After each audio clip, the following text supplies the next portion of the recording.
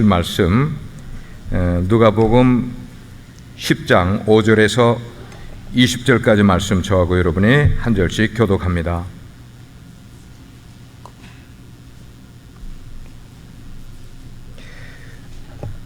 (5절) 어느 집에 들어가든지 먼저 말하되 이 집이 평안할지어다 하라. 만일 평안을 받을 사람이 거기 있으면 너희의 평안이 그에게 머물 것이요 그렇지 않으면 너희에게로 돌아오리라. 그 집에 유하며 주는 것을 먹고 마시라. 일꾼이 그 싹을 받는 것이 마땅하니라. 이 집에서 저 집으로 옮기지 말라. 들어가든지 너희를 영접하거든 너희 앞에 차려놓은 것을 먹고 거기 있는 병자들을 고치고 또 말하기를 하나님의 나라가 너희에게 가까이 왔다 하라. 어느 동네에 들어가든지 너희를 영접하지 아니하거든 그 거리로 나와서 말하되 너희 동네에서 우리 발에 묻은 먼지도 너희에게 떨어버리노라. 그러나 하나님의 나라가 가까이 온 줄을 알라 하라. 내가 너희에게 말하노니 이날에 소돔이 그 동네보다 견디기 쉬우리라. 화 있을진저 고라시나 화 있을진저 벳세다야. 너희에게 행한 모든 권능을 두로와 시돈에서 행하였더라면 그들이 벌써 베옷을 입고 제에 앉아 회개하였으리라. 심판 때 두로와 시돈이 너희보다 견디기 쉬우리라. 가버나움아 네가 하늘에까지 높아지겠느냐 음부에까지 낮아지리라. 너희 말을 듣는 자는 곧 내 말을 듣는 것이요 너희를 저버리는 자는 곧 나를 저버리는 것이요 나를 저버리는 자는 나 보내신 이를 저버리는 것이라 하시니라. 70인이 기뻐하며 돌아와 이르되 주여 주의 이름이면 귀신들도 우리에게 항복하더이다. 예수께서 이르시되 사탄이 하늘로부터 번개같이 떨어지는 것을 내가 보았노라. 내가 너희에게 뱀과 전갈을 밟으며 원수의 모든 능력을 제어할 권능을 주었으니 너희를 해할 자가 결코 없으리라.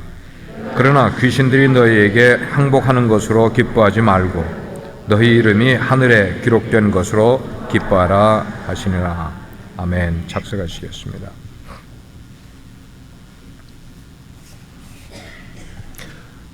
지지난 주일에 10장 1절에서 4절까지 말씀을 나누면서 교회는 증거 공동체 의식을 가져야 한다 그렇게 말씀을 나눠드렸습니다. 그리고 중간에 우리 창립 기념 예배가 있어서 다른 본문을 설교를 했었습니다.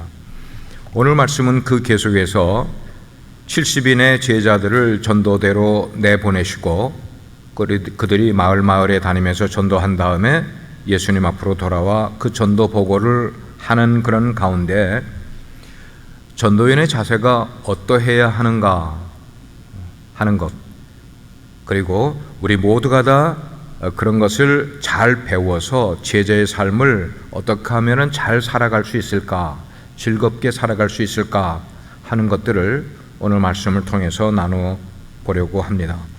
같이 한 번 더 우리 읽은 본문을 저와 여러분이 읽기를 원하는데 5절과 6절 말씀을 소리내서 같이 한번 읽겠습니다. 시작. 어느 집에 들어가든지 먼저 말하되 이 집이 평안할지어다 하라. 만일 평안을 받을 사람이 거기 있으면 너희의 평안이 그에게 머물 것이요 그렇지 않으면 너희에게로 돌아오리라. 자, 여기 보니까 어느 집에 들어가든지, 누가 들어가는 거예요? 우리 하나님의 자녀된 우리가 어느 집에 방문을 해서 들어가든지 그 집에 평안을 빌어들어라. 평안을 빌어들어라. 그래서 만약에 그 가정이 우리가 비는 그 평안을 받아들이면은 그 가정에 정말로 평안이 머무르게 될 거니와, 만약에 우리가 평안을 빌어주는데도 그걸 거부하거나 받아들이지 않으면은 그 다음 구절에 보면은 그 가정에 심판이 임하게 될 거다 하고 말씀을 해 주시는 거예요. 이 부분을 지난번 설교하고 연결해야 되기 때문에 그 연결해서 이해를 하게 되면은 지금 이 말씀은 이런 말씀이 되는 거예요. 예수님의 제자가 되어서 예수님을 열심히 쫓아다니면서 이것저것을 배우지 않았겠어요? 사역에 관계되는 것도 배웠겠고 성품을 개발하는 것도 배웠겠고 사람을 대하는 면도 배웠겠고 여러 가지를 배우는 가운데 이전에 그들이 예수님의 제자가 되기 전에는 뭐였다고 그랬어요? 이리들이었다고 그랬지 않습니까? 그죠? 기억 조금 납니까? 이리들이었는데 예수님의 제자가 되어서 뭐로 변화된 거예요? 어린 양으로 변화가 됐다는 말씀입니다. 어린 양으로 변화됐다는 건 두 가지인데 하나는 순전해졌다. 이전에 이르 같은 막 남을 핥으려고 하고 억압하려고 하고 했던 그 이리적인 성품이 예수님의 제자의 삶을 통하여서 없어지고 점점 어린 양 같이 변하게 된 거예요. 순전해졌고 그 다음에 양은 뭐예요? 무력하지 않습니까? 힘이 약하지 않습니까? 제자들이 예수님의 제자가 되면서 무력해진 존재가 된 거예요. 자, 그런 면으로 변화가 되니까 예수님이 그제서야 제자들을 세상으로 다시 보내면서 전도하게끔 사명을 주시는 거예요. 그런데 이 전도자들로 나가는 제자들에게 주님께서 일종의 특권을, 프리빌리지를 그들에게 주셔요. 그 특권이 뭐냐면 평안을 사람들에게 선포할 수 있는 권리를, 권세를 그들에게 주는 거예요. 이 평안이 무척 중요한 거예요. 평안이라는 게. 그러면 왜 예수님께서 너희들은 어느 집에 들어가든지 들어가는 집마다 평안을 빌라고 그랬을까? 집에만 들어가는 것 아니고 사람들을 만나면 그 만나는 사람들을 평안을 빌으라. 왜 그랬을까? 왜 그랬을까? 늘 말씀은 반대 입장에서 우리가 이해를 해야 합니다. 왜 그 많은 이야기들을 줄 수 있는 것 가운데 평안을 빌라고 한 이유는 뭐냐? 가정들이 사람들이 실은 뭐가 없기 때문입니까? 평안이 없이 살고 있기 때문이라는 거예요. 우리가 사는 이 세상 정말 평안이 없어요. 평화를 많이 이야기를 하지만 평화를 많이 이야기하는 사람 치고 평화가 있는 사람이 없어요. 보십시오. 공의와 정의를 많이 이야기하는 사람 치고 공의적인, 정의적인, 정의로운 삶을 살아가는 사람이 없는 것과 마찬가지인 거예요. 늘 마음 가운데 겉으로는 평화라고 말을 하지만 속으로는 번민이 있고 두려움이 있고 남을 향해서 미움이 있고 갈등을 가지고 서로 보기만 하면 싸우려고 그러고 으르렁대는 그런 일들이 많이 일어나고 있어요. 왜 그럴까? 왜 이 세상에는 정말 필요한 평안이, 평화가 없을까? 제가 신학교 다닐 때 한 교수님이 로마서 6장 23절 죄의 싹은 사망이다 할 때에 이 싹이라는 그 단어를 설명을 하는데 그 싹이라는 것은 그 당시에 부자들이나 귀족들이 사병을 데리고 있었어요. 보디가드 역할로. 그 사병들에게 웨이지를 주는 거예요. 임금을 주는 거. 그게 싹시예요. 그 사병들에게 임금을 주는 거예요. 지금 이 말을 예수님의 말씀으로 우리가 이해를 해보면 그래요. 구원받지 못한 상태의 인간은 모두가 다 마귀의 용병들인 거예요. 구원받지 못한 모든 사람은 죄다. 마귀의 용병들인 거예요. 그래서 마귀의 지배를 받으면서 마귀가 시키는 대로 죄를 짓는 거야. 마귀가 시키는 대로. 그렇게 죄를 짓는 사람들에게 마귀가 주는 임금이 있는데 그 임금이 뭐냐? 사망이라는 거예요. 말씀은 깨달으면 굉장히 심플한 거예요. 우리가 예수님을 만나지 못하면 세상에서 마귀의 지배를 받으면서 마귀가 하라는 대로 다 시키는 대로 죄를 지으며 살다가 결국은 마귀가 주는 싹을 받게 되는데 그게 뭐냐? 영적인 사망을 얻게 된다는 것이. 여러분, 인간이 어떤 존재인가? 인간은 마귀 아래에 있으면서 마귀의 노예가 되어서 죄를 짓고 그리고 사망 선고를 받으며 그리고 하나님의 진노 가운데 살아가게 되는 거예요. 그러니까 이 세상에 있는 모든 사람들은 기본적으로 평안이 당연히 없죠. 평안이 없죠. 우리가 뉴스를 보게 되면은 TV를 보든지 인터넷을 보든지 신문을 보든지 거기에 있는 가장 많은 기사가 뭐에 관계된 거면 범죄에 대한 기록인 거예요. 뉴스에는 모든 게 누가 어디서 어떤 사건이 일어나 사람을 죽이고 속여서 빼앗고 도둑질하고 보복 운전을 하고 거짓말을 하고 학교 들어가는 것도 거짓말로 들어가고 그런 걸 보면서 정말 우리 인간이라는 존재가 죄를 짓는 일을 어떻게 이렇게 끊임없이 할까라는 생각을 우리는 갖게 되는 거예요. 오늘 하루만 하더라도 우리가 들을 수 있는 그 죄의 기록들, 죄의 이야기들은 무궁무진하게 우리에게 들려오게 될 거라고 생각을 해요. 여러분, 왜 그럴까 하는 거예요. 왜 그럴까? 우리 인류는, 우리 사람들은 그렇게 마음으로 평화를 원하는데,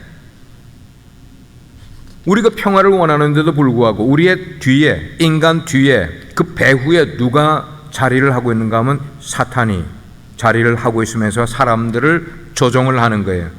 그러니까 어쩔 수 없이 죄에 끌려다니는 인생을 살아가는 존재가 우리 인간이라는 것을 우리는 깨닫게 되는 거죠.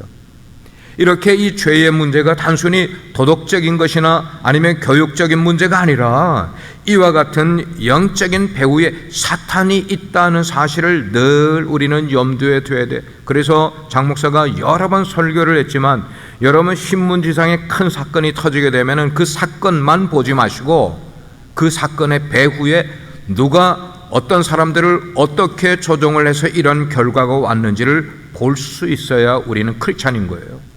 그게 크리스찬의 세계관은 그렇게 봐야 하는 것이에요.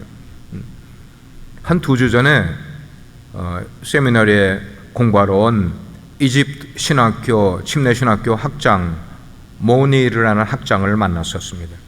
그래서 여러 가지 이집트의 우리 기독교에 대한 그 이야기를 나누는 가운데 거기에 이제 몇 %의 우리 크리스찬들이, 콥틱 크리스찬들이 살고 있는데, 그 사람들이 주로 어느 지역에 사는가 하면은 아주 가난한 빈민들이 사는 그런 동네에만 교회가 있다는 거예요.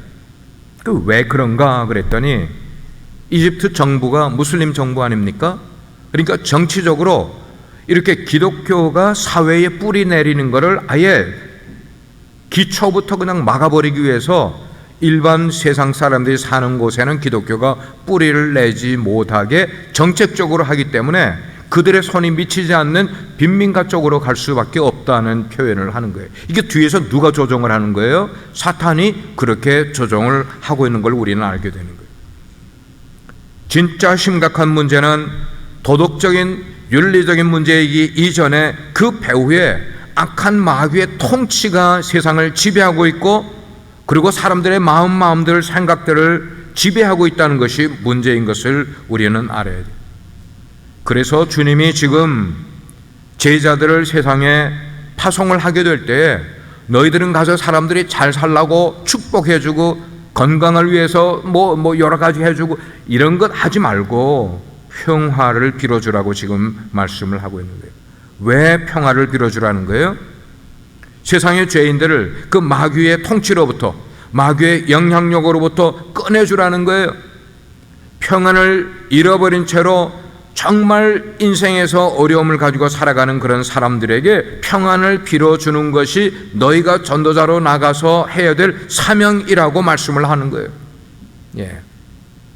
자, 그런 의미에서 여러분 주변에 계신 분들에게 평안이 임하기를 바랍니다 라고 한번 인사해 주세요.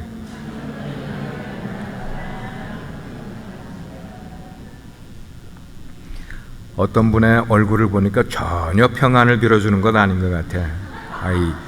내 옆에 왜 이 사람이 앉았나 하는 것처럼 얼굴이 구겨져서 정말 평안을 빌어줘야만 되겠어요. 저는 여러분 죄의 문제를 종교적이고 도덕적인 실상만으로 바라보면 해결책이 없다고 생각해요. 죄의 문제는 그렇게 해결되는 것 아니라는 거예요. 한번 예를 들어서 여러분께 설명을 해드리겠습니다. 소위 선진국이라는 나라들, 선진사회라는 그런 나라들, 이 사람들은 겉으로는 도덕적인 척하고 겉으로는 인권을 자기들이 많이 이렇게 뭐라고 그럴까 이해하는 것처럼 그렇게 이야기를 하는 것 같지만 그들의 속 밑을 들여다보게 되면은 인권이 어디 갔어요? 인권이 어디 갔어요? 세계의 선진국이라는 나라들이 세계 속에서 선진국이지 않은 나라들을 대하는 모습을 보면은 그들에게 진짜 인권이 없는 거예요. 인권이라는 이름을 내세우면서 정식으로 사과도 한 번도 하지도 못하는 게 아니고 안 한다고 생각을 해요.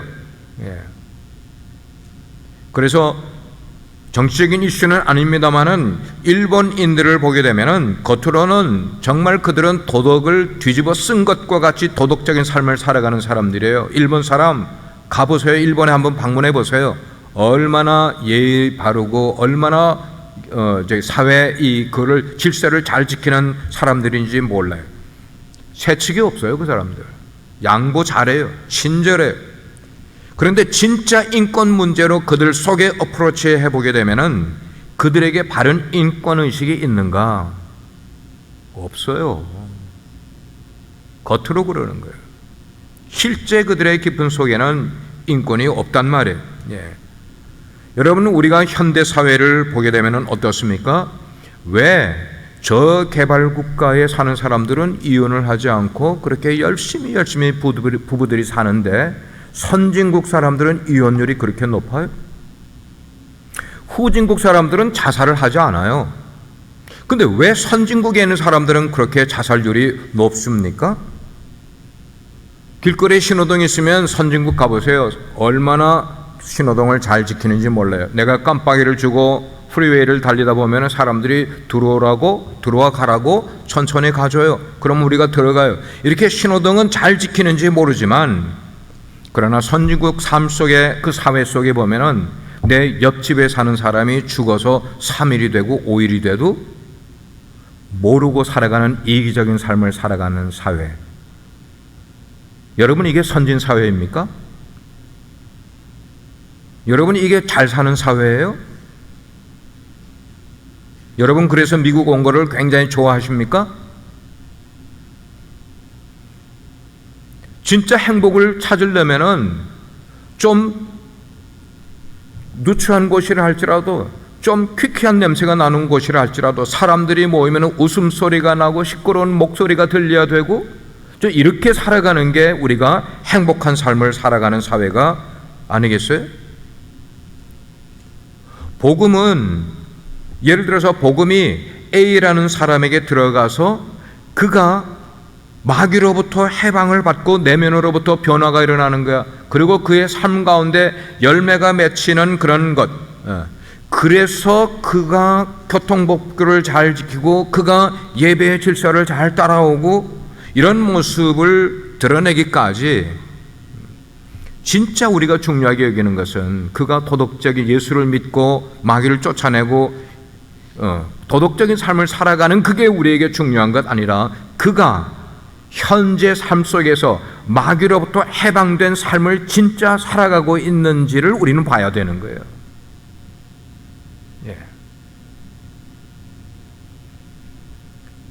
교회 다니면서 예배 생활을 하는데도 불구하고 그의 삶 속에는 아직도 마귀로부터 해방되지 못한 마귀의 지배를 받고 마귀가 시키는 대로 죄를 지으며 살아가는 삶을 살아가고 있다면 아무리 도덕적인 삶을 바르게 살아가고 있는 사람도 불쌍한 존재예요.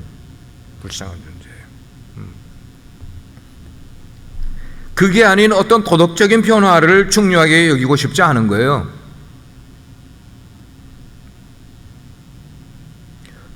그래서 예를 들어서 제가 여러분들에게 여러분 설교 시간을 통해서 예배 지각하지 마시기를 바랍니다.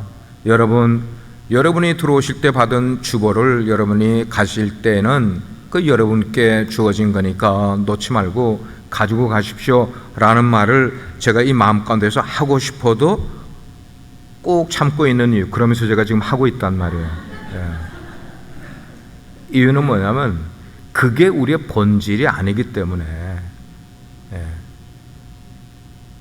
본질을 잃어버리지 않고 잘 하면서 그 다음에 부차적으로 예의 바르고 도덕적이고 성품을 디벨로퍼 시키고 그 다음에 따라오는 것들이라는 거예요. 우리가 이 세상을 바라볼 때 근본적인 문제는 사탄의 문제예요. 여러분, 이걸 꼭 아셔야 돼요. 죽음의 문제이고 우리 삶의 평안의 문제예요. 이거를 터치하지 않은 도덕적인 설교, 여러분들의 삶이 사람들에게 피해를 주지 않게끔 만드는 그런 설교는 교회에서 하지 않아도 어디서든지 할 수 있는 설교예요. 우리 인간의 성품, 우리 가정이 더 행복해지고 이런 건 어디에서도 할 수 있는 그런 일이란 말이에요. 그러면 제자들이 세상에 나갔을 때 그 믿지 않는 사람들에게 어떻게 평안을 주느냐, 어떻게 평안을 주느냐. 오늘 17절 말씀을 보게 되면은 이렇게 말하고 있어요. 70인이 전도를 나갔다가 돌아와서 기뻐하며 돌아와 이르되 주여 주여 주의 이름이면은 귀신들도 우리에게 항복하더이다. 그리고 18절에 가서는 예수께서 이르시되 사탄이 하늘로부터 번개같이 떨어지는 것을 내가 보았다. 여기 사탄이 번개같이 떨어졌다는 건 뭐예요? 앞으로 일어날 예수님의 십자가 사건, 그리고 십자가 후에 죽으신 후에 예수님이 부활하신다는 것은 사탄의 모가지를 내치는 것 아닙니까? 예수님이 승리하신다는 말씀인 거예요. 그걸 예수님은 지금 미리 보시면서 이런 표현으로 제자들에게 이야기를 하시지만 제자들은 언더스탠을 못하고 있죠. 자, 그래서 너희들이 앞으로 나가서 세상에 나가 복음을 전하게 될 때에 사탄의 졸개들이 너희들에게 항복할 거다. 예수님이 지금 제자들에게 그 말씀을 하고 계시는 거예요. 19절 말씀을 한번 보시길 바랍니다. 같이 한번 읽겠습니다. 시작. 내가 너희에게 뱀과 전갈을 밟으며 원수의 모든 능력을 제어할 능력을 주었으니 너희를 해칠 자가 결코 없으리라.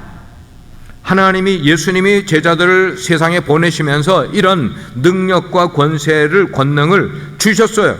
너희를 해칠 자가 아무도 없으리라. 이런 복음의 권세와 능력을 예수님께서 제자들에게만 주신 것 아니라 21세기를 살아가는 저와 여러분에게도 주신 줄 믿으시기를 바랍니다. 그래서 우리가 이 세상에서 참된 평안을 누구로부터 받을 수 있는가를 우리가 알고 신앙생활을 해야 되는 거예요. 우리가 도대체 세상에 나가서 무엇을 하고 무슨 말을 전해야 될지를 우리 속에 명심해야만 되는 것이, 어떻게 해야 되는 거예요? 마귀의 압제 아래에서, 흑암의 권세 아래에서 어떻게 해보려고 하지만 어떻게 할 수 없는 사람들이 있어요. 그런 사람들과 만나 대화를 하려고 하면은 또 싸움이 일어나, 화합을 하려고 하면 화합도 되기 전에 끊임없이 나뉘고 있는 이 사회적인 어려운 여러 가지 모습들을 볼 때에 우리가 뭘 하는 존재인가? 불화의 근원이 되는 그 악한 마귀, 그 마귀의 압제로부터 세상 사람들을 구원해서 그들로 하여금 예수 그리스도의 참된 평강을 나눠줘서 그들의 삶에도 진짜 평안을 맛보는 삶을 살아갈 수 있게 우리가 그 역할을 해주는 존재라 이거예요. 세상 사람들에게 그들이 알지 못하는 평화를 나눠줘야 될 그 일을 해야 될 존재가 바로 저와 여러분이라는 거예요. 그러면 그런 일을 어떻게 할 수 있는 거죠? 어떻게 그렇게 할 수 있는 거죠? 우리가 세상에 나가서 예수의 이름으로 복음을 전하면 그렇게 할 수 있는데, 그런데 실제로는 왜 그런 일이 안 일어나고 있는 거죠? 우리가 하면 되는데, 예수님은 세상에 오셔서 말씀하시기를 I am the light of the world, 나는 세상의 빛이라고 말씀하셨어요. 그 말은 예수님을 영접한 사람은 우리 속에 가득 예수님의 그 강한 빛을 소유한 자가 되는데 우리 가운데 빛이신 예수님을 모셨다고 하는데 우리가 입을 닫고 아무 말을 안 하고 있네요. 그래서는 안 된다는 거예요. 우리가 입을 조금만 열면은 그 조금 벌려진 입을 통하여 빛이 어떻게 돼? 자연히 비춰지게 되어 있는데, 우리가 입을 조금만 열면은 빛이 나가게 되는데, 사람들은 우리가 입을 조금만 열면은 예수 그리스도를 보게끔 듣게끔 되어 있는데, 그런데 우리가 그걸 안 해요. 그걸 안 해요. 우리 한 사람으로 인해서 가정에 평화가 올 수 있고, 우리 한 사람으로 인해서 우리가 복음을 전하면 사회에 변화가 일어날 수가 있는데, 우리가 십자가의 복음을 들고 세상에 나가게 되면 마귀가 꽉 잡고 있는 이 지역 문화를 변화시킬 수가 있는데, 안타까운 것은 우리가 안 하고 있다는 거예요.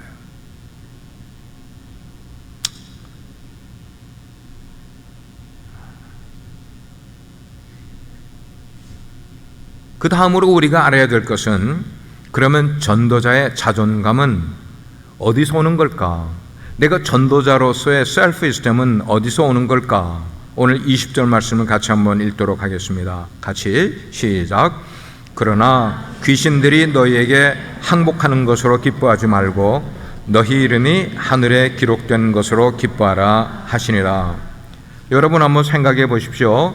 예수님의 제자들이 세상 속에 있는 사람들하고 가서 대항을 하게 될 때, 귀신 들린 사람들하고 대항을 할 때 귀신들이 쫓겨나긴 쫓겨나는데, 항복하긴 항복하는데 그냥 순순히 항복하겠어요? 아니잖아요. 막 귀신들도 막 싸우려고 그러지 않겠어요? 발악을 하지 않겠어요? 그 말은 뭐냐면 귀신을 쫓아낼 제자들이 엄청 힘들게 귀신을 쫓아낼 수 있게 된다는 거예요. 귀신이 그냥 쫓겨가지 않아요. 저는 귀신 들린 사람을 여러 번 기도회에서, 새벽 기도회나 철야 예배 이런 데서 귀신 들린 사람을 봤어요. 엄청 힘이 세요. 귀신의 힘이 엄청 세요. 여자에게 귀신이 들어가면 그 여자는 장정 몇 사람을 이길 수 있을 만한 큰 힘을 가진 것을 저는 봤어요. 자, 그런데 그 귀신을 이겼을 때에 제자들이 얼마나 희열과 기쁨이 충만해졌겠냐고요. 그죠?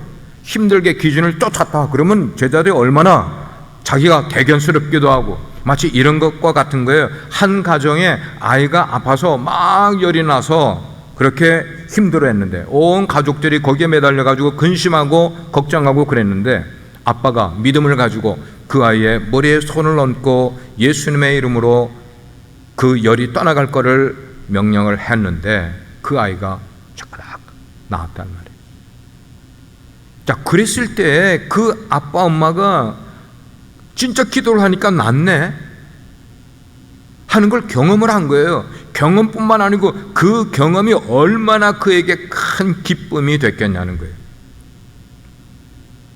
어느 한 아버지가 술주정뱅이야. 그래서 그냥 집에 술 마시고 집에 들어오기만 하면은 애를 막 그냥 잡는다고 그러지. 애를 막 잡아. 소리 지르고 다 뒤집어 엎고 유리창 깨고. 그래서 온 집안이 그 아버지 한 사람 때문에 힘들어했는데, 어느 날 옆집에 사는 비라는 크리스찬이 그에게 예수님의 복음을 전했어요. 그런데 그 사람이 예수님을 영접을 했어요. 예수님을 영접한 다음에 그 사람이 변화가 일어나는 거야. 그 사람이 변화가 일어나니까 그 가정이 천국으로 변화가 되는 거예요. 와우! 가족들 아무도 못 바꾸던 것을 그 비라는 이웃이 복음을 전했는데 복음이 그 사람을 변화시키게 된 거예요.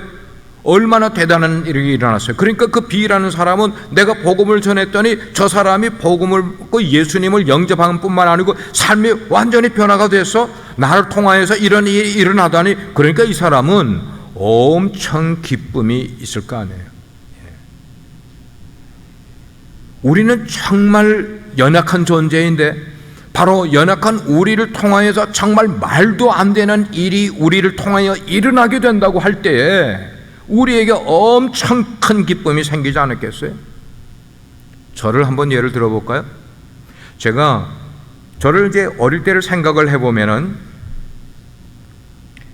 초등학교, 중학교, 고등학교를 다닐 때 그 친구들, 우리는 산동네에 피난 내려와서 부산에 그 산동네에 우리가 살았었는데, 그 친구들, 그리고 교회에서 이렇게 같이 자랐던 그 친구들, 저를 아는 친구들을 제가 만나게 된다면, 지금 수십 년이 지났는데 지금 만나게 되면은 걔네들이 저를 다 알거든요. 공부도 뭐 썩 잘하는 것도 아니고, 사람들 앞에서 그렇게 뭐 인정받을 일을 하는 그런 것도 아니고, 내세울 것도 없는 그런 제가 이제 수십 년이 지났는데 미국의 텍사스라는 곳에서 한 교회를 목양을 하고 있는 목사가 되어 있다는 것을 저의 그 어릴 때의 친구들이 안다면은 어떨까? 김경진 집사님 어떨까? 친구들이 그렇게 굉장히 놀랄 거예요. 그러면서 야 네가 어떻게 하다 그렇게 됐어? 그럴 거 아니야. 그러면 저는 야 어떻게 하다가 어떻게 되기는 하나님 빼기지. 제가 또 그렇게 이야기하지 않았겠어요? 여러분, 우리 한 사람 한 사람들을 진짜 우리의 면목을 보면은 이 가식, 우리의 가면 다 벗겨내고 우리를 보게 되면 우리 자신들이 바로 그런 존재들이라는 거예요. 그러니까 그런 존재들인 우리가, 별 볼 일 없는 존재들인 우리가 예수 그리스도의 능력과 그 권세를 힘입어서 우리가 귀신을 쫓아내는 일을 하고 복음을 전해서 사람들을 변화시키는 일을 하게 됐을 때 우리 스스로가 얼마나 놀란 일을 하고 얼마나 기쁨이 충만하겠어요? 그러지 않겠어요? 이완근 집사님, 그러지 않겠어요? 얼마나 크게 기쁘겠어요? 그런데 잘 들으세요. 주님께서 그렇게 기뻐할 우리들에게 말씀하시길, 너 너무 흥분하지 마. 너 그 일로 너무 기뻐하지 마. 그 대신 네가 진짜 무엇 때문에 기뻐해야 되는가 하면은 네 이름이 하늘의 생명책에 기록된 것 있지, 그것 때문에 너는 기뻐해야 돼 라고 우리에게 지금 말씀을 하시는 거예요. 왜 그것 때문에 기뻐하라고 말씀을 하실까? 그 말은 예수님의 키포인트는 그거예요. 너 신앙생활 할 때 늘 본질에서 도망가지 마. 본질에서 도망가지 마. 네가 도덕적인 거, 예수 믿고 나서 변화되는 거 좋아. 너 성품 달라지는 거 좋아. 그러나 그 본질에서 벗어나려고 그러지 마. 다시 말하면 너를 통하여 이루어질 사역들, 네가 교회에서 섬기는 그 섬김의 일들, 그런 것들과 너 자신의 본분을 혼동해서는 안 된다고 주님이 말씀하시는 거예요. 그러면 우리가 신앙생활 하면서 우리가 사역이라고 하고 섬김이라고 하고 그리고 우리의 은사라고 그걸 이렇게 막 하는 것과 그리고 우리가 행하는 그런 일들은 누가 하는 것인가? 누가 하는 것인가? 성경에 의하면 예수님이 하신 거래요. 우리가 예수님을 영접을 해서 예수님이 우리를 통하여 그 일을 하시는 거라는 거예요. 예수님이 실제로 하시는 거예요. 우리가 하는 것 아니고. 그러니까 너 그것 가지고 너무 자랑스러워하지 말고 너무 그것 가지고 기뻐하고 흥분하지 마. 예수님이 하신 거래. 예수님이. 여러분, 우리 빛과 소금의 교회를 목양하는 이 일, 이 사역, 저의 인격으로 한 거예요? 저의 인격에서 할 수 있는 게 뭐인데? 장유선 목사의 인격에서 할 수 있는 게 뭔데? 아무것도 없어요. 저는 그럴 존재가 되지 못해요. 자, 그런 우리가 신앙생활을 하면서 경계해야 될 두 가지가 있는데 그것은 하나는 우리의 교만과 우리의 착각을 경계해야 한다는 것이에요.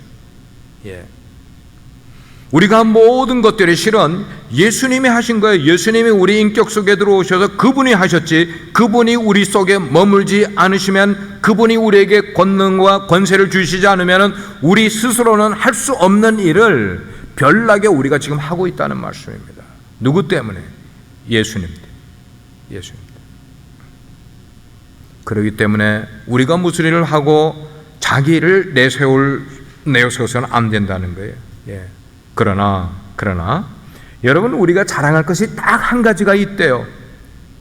우리가 자랑할 수 있는 것, 저도 여러분 우리의 이름이 하늘나라의 생명책에 기록된 이 한 가지는 너희가 마음껏 자랑하라. 할렐루야. 마음껏 자랑하라. 이것 외에 너희가 행한 일을 너희들은 자랑하지 말라. 자랑할 것이 아니다. 그런데 우리가 우리의 한 일을 자랑하게 되면은 그때부터 우리는 교만하기 시작하고 사단에게 붙들린 삶을 살아가게 된다는 것이에요. 자, 이렇게 되지 않도록 어떻게 하라? 칭찬 들을 것과 너 자신을 철저하게 분리시키라고 주님은 말씀하고 계시는 거예요. 사도 바울과 고린도 교회는 굉장히 가까운 관계였어요. 그래서 긴 편지를 2번이나 고린도 교회에 보냈죠. 고린도 후서 12장에 있는 말씀 가운데 보면은 그 상반절에 9절 상반절에 그러므로 도리어 크게 기뻐함으로 나의 여러 연약한 것들에 대하여 자랑하리라. 누가 지금 쓴 거예요? 사도 바울이 고린도 교회 성도들에게 쓴 거예요. 예. 사도 바울은 지금 고린도 교회 성도들에게 자기의 연약한 것을 지금 자랑하고 있는 거예요. 왜 그렇습니까? 그렇게 함으로 바울 자신이 한 사역과 자기가 한 사역과 그리고 자기 자신 본분 이거를 구분하는 거예요. 사도 바울은 아주 심각하게 구분하는 거예요. 고린도 사람들이 사도 바울을 뭐로 생각을 하고 있어요? 성인으로 생각하는 거예요. 사도 바울님 당신은 정말 세인트예요. 세인트 성인이에요. 당신 같은 성인 우리는 본 적이 없어요. 우리 교회에서 더 말씀을 전해주세요. 막 성인으로 이렇게 우러러 보게 될 때 사도 바울은 아니라는 거예요. 아니라는 거예요. 너희들 나를 그렇게 성인으로 여기지 마라. 내가 아니다. 나는 그저 연약하기 짝이 없는 존재다. 그러면서 하반절에 보니까 그래요. 이는 그리스도의 능력이 내게 머물게 함이라. 그리스도의 능력이 내게 머물려면은 내가 나를 자랑하면 절대로 안 되게 돼 있어. 안 되게 돼 있어. 내가 계속 주님께 쓰임 받으려면은 주님의 권능이 내 속에 머물러야 되는데 내가 자랑해버리면 주님의 권능이 나로부터 나가버리게 되면 내가 어떻게 그 일을 할 수가 있어? 주님의 권능이 내 삶 가운데 머물러 있게 하기 위해서 나를 우러러보지 말라는 거예요. 그런 면에서 오늘 주님께서 우리에게 말씀하세요. 너는 전제적인 구원의 기쁨을 잃지 말고 신앙생활 하라는 거예요. 전제적인 구원의 기쁨을 잃지 않고 신앙생활하라.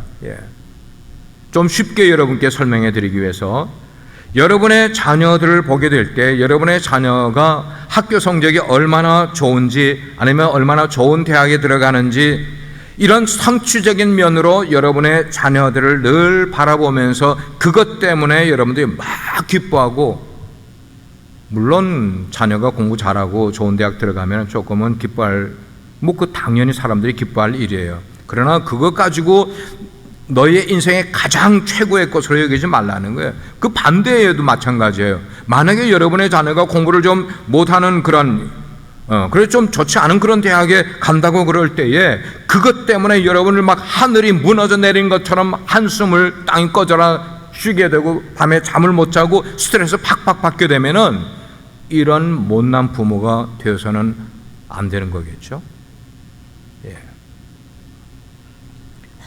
이렇게 한번 생각해 보세요. 이렇게 만약에 우리 애가 어떤 죽을 병 같은 아니면 어떤 중한 병에 걸렸다가 우리 아이가 살아났다고 생각을 해 보세요. 그럼 살아난 아이가 아침이 됐을 때 눈을 뜨면서 아빠, 엄마 하고 불러요. 죽을 줄 알았던 아이가 살아나서 집안을 이렇게 걸어 다니면서 노래도 부르고 그러면은 그 아이를 보는 것이 얼마나 기쁩니까? 이 아이의 존재만으로 기뻐하지 않겠어요? 제 핸드폰에 2년 전에 찍은 동영상을 지금도 가지고 다니면서 때때로 제가 그 동영상을 보면서 저 자신을 겸손하게 하고 하나님께 감사하는 영상이 하나 있어요. 그것은 저희 손녀딸 이내가 10개월이 됐을 때 아주 심한 경련을 일으키면서 병원에 이머전시를 실려갔을 때, 그래서 병원에서 8일인가 9일을 스테이를 하면서 5만 검사를 다 받는데 이 어린 것에 머리에다가 10몇 개의 이런 거를 붙이고 라인들이 이렇게 있고 여기다가 주사바늘이 들어가 있고 여기다가 또 주사바늘 껴 있고 발에도 주사바늘이 껴 있고 온 몸에 라인이 붙어서 이건 뭐 우주인인지 뭔지 모를 정도로, 그러면서 이 아이에게 계속 테스트를 하느라고 약물을 주입을 하고 검사를 하고 이 아이는 발작 일어나고 2시간 사이에 피를 12대로인가 15대로인가를 빼는 거야. 우리 보는 앞에서 아이가 계속해서 몰핀이 들어가 있는 상태에서 정신이 조금 들어서 아이가 소리만 지르면은 아들하고 며느리는 울어.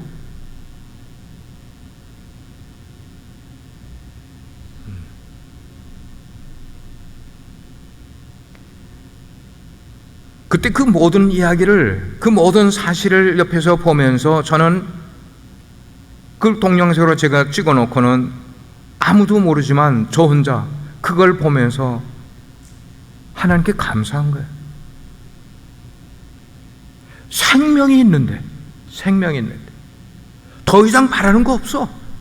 이 아이가 나중에 자라서 공부를 잘하는지 못하는지 그건 상관이 없어. 생명이 있는데. 여러분, 생명이 얼마나 중요한지 아십니까? 여러분이 출세할 수도 있고, 여러분이 학벌을 가질 수도 있고, 여러분이 세상에서 많은 재물을 얻을 수가 있고, 그렇지만 그거는 부차적인 거야. 생명이 있어야 되는 거야. 내 생명이 살아있어야만 되는 거예요.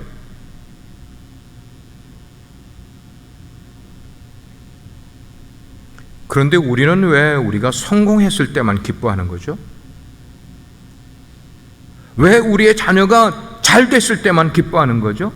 생명에 있는 그 자체로 기뻐해야지. 에? 여러분, 내가 뭔가 자랑할 것이 있어야 사람들 앞에 나섭니까? 하나님이 주신 생명이 우리 속에 있는데, 이 생명이 우리를 새롭게 만들어주는데, 이 존재만으로의 기쁨을 알지 못한 채로 세상을 살아가는 사람들에게 무슨 평안이 있을 수 있단 말입니까? 세상에 우리가 추구하는 것들이 우리에게 평안을 주는 것입니까? 아니죠. 존재만으로의 기쁨이 우리 가운데 있어야 합니다. 내가 살아있다는 이 한 가지만 가지고도 하나님께 감사할 수 있는 그런 인생이 되면은 우리 가운데 진정한 평안이 있게 되는 거예요. 모든 것을 우리가 인생을 성취로 판단을 하려고 하다가 보면은 우리 자녀들이 부모의 기대에 맞추지 못한다고 하면은 죽을 거를 생각을 해. 죽을 거를. 여러분, 우리들이 인생을 살아가면서 알게 모르게 자랑하는 것들 있잖아요. 제가 그런 분들에게 물어볼게요. So what? 그 다음에 뭐죠? 그거 자랑한 다음에 뭐죠? 그럼 또 다른 거 자랑하면 그럼 그 다음엔 또 뭐죠? So what?